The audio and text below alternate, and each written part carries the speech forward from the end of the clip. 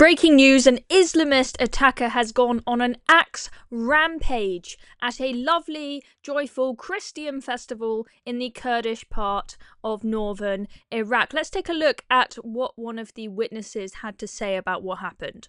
Is that actually we were walking down the parade, right in the middle of the bazaar.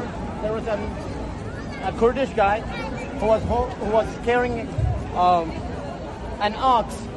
And he walked into the crowd and he started screaming, "This is a Muslim country."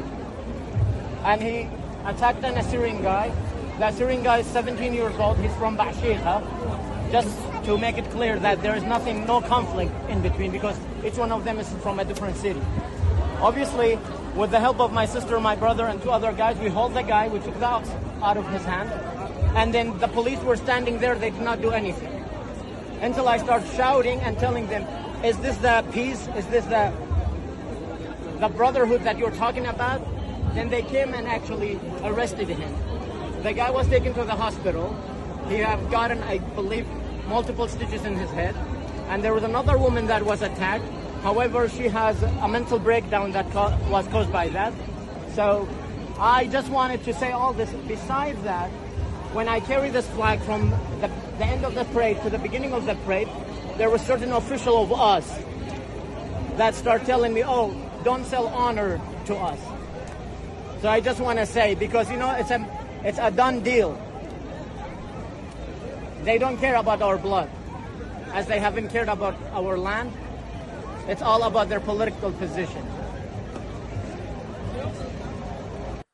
Absolutely shocking stuff. I mean, really horrifying to see there, that flag just caked in blood from people who were horrifyingly attacked by this Islamist with an axe. So this was, as I told you, this was in the northern part of Iraq, the Kurdish part. So this was a parade, the parade Akatu, which is held by Assyrian Christians, has thousands of Christians walk through the city of Duhok in colourful clothing, waving flags to mark the start of the new year. And of course, sadly, we've ended up with 3 people being hospitalised after this as a consequence. So this is the festival. You see lots and lots of people there.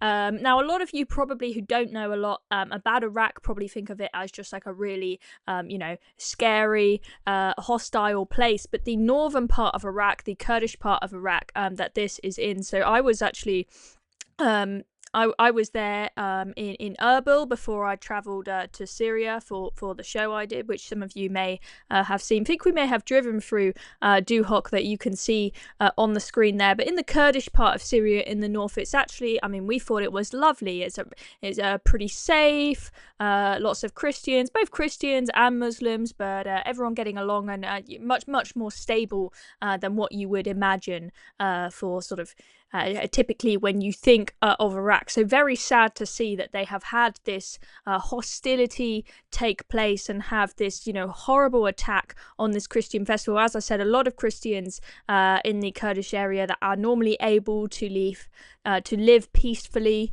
It's not like a scary regime there or anything, although this Kurdish part in the north is technically part of Iraq. It's still called part of Iraq. It's very much governed by separate people, by the Kurds. And a little bit more detail here. He hit 3 people before others intervened and managed to suppress the axe-wielding attacker. So he could have gone on to hurt and potentially kill a lot more people if he wasn't stopped by the bystanders, by the witnesses, before he was able to do more damage. And we had footage shared on social media showing the man being held down by festival goers while he was heard repeatedly shouting "Islamic State, the Islamic State remains." So very clear what this guy's intention was. He did not hide that this was someone who is a supporter of ISIS. And of course, their aim is, of course, to hurt and kill anyone who is not a believer. And there was a tweet up by the Iraqi Christian Foundation that said, "Today in Dohuk, northern Iraq, Kurdish Muslims attacked Assyrian Christians using axes and possibly machetes during an Akitu cultural New Year's celebrations. Several victims are in critical condition. Please pray for the victims. So absolutely shocking stuff, horrifying to see, yet another Islamist attack. And you might be saying, this is a long way away. Why are you pointing this out to us, Chloe? I think it's important that we highlight these attacks, not only for the victims, but also because we need to be sent a warning in Europe. We need to be sent a warning to say this is what is going to happen if you do not get a grip on your borders.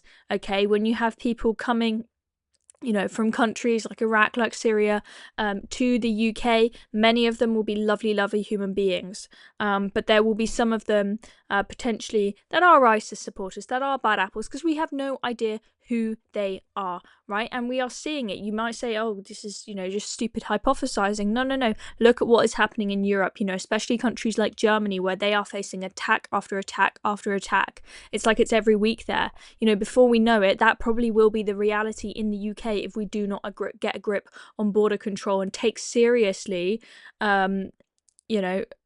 kicking people out of this country who have arrived here who should not be here. Okay, we need to know who's coming in this country, else you will see innocent victims, innocent members of the public having to, be hurt and be hospitalised and, often killed in the way that they have been in other Islamist attacks that are happening elsewhere. So be warned, ladies and gentlemen. Anyway, thank you very much for watching. I'm Chloe Dobbs. Subscribe to Reasoned if you want to see more videos like this.